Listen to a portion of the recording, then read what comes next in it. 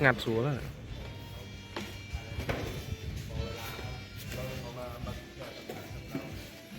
tất nhiên sạch đó ngay ní nơi có còng resort một miền tục đã lê nhất đâu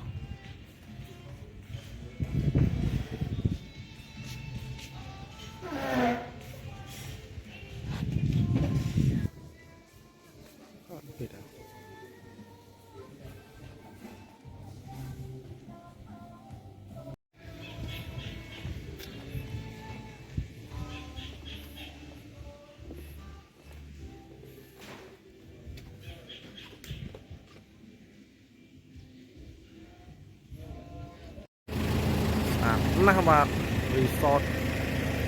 seafood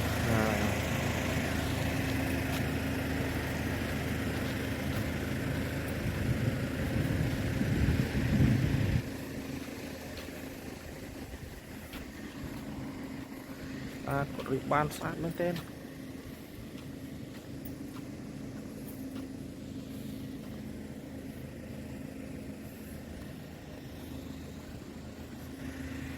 mình xào chùm đi